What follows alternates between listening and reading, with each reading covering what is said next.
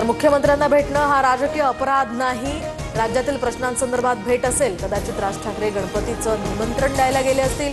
संजय राऊतांची मुख्यमंत्री आणि राज ठाकरेंच्या भेटीवर प्रतिक्रिया। मुख्यमंत्र्यांना विरोधी पक्षातील नेते भेटत असतात।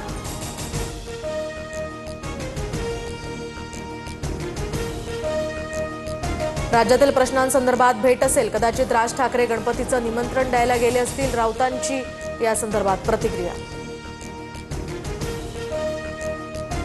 उपराष्ट्रपती पदाच्या निवडणुकीसाठी मुख्यमंत्री फडणवीसांवर जबाबदारी। सीपी राधाकृष्णन यांना पाठिंबा देण्यासाठी महाविकास आघाडीच्या नेत्यांशी फडणवीस संवाद साधणार, सूत्रांची माहिती।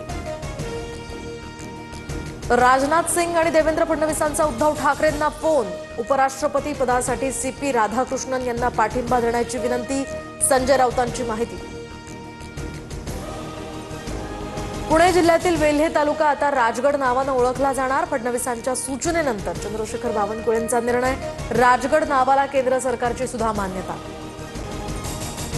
विधानसभा निवडणुकीनंतर 14 लाख नवीन मतदार वाढले। स्थानिक स्वराज्य संस्थांच्या निवडणुकांमध्ये 1 जुलै 2025 पर्यंतची अद्ययावत मतदार यादी वापरण्यास मंजुरी।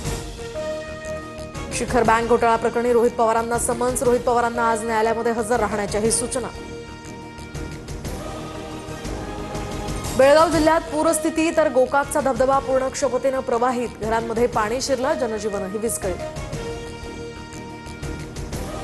खडकवासल्यातील विसर्गामुळे पुण्यातील भिडे पुलासह टिळक पूल पाण्याखाली। दोन्ही पुलांवरील वाहतूक बंद। एकता नगरमधील सुद्धा सोसायट्यांमध्ये अजूनही पाणी।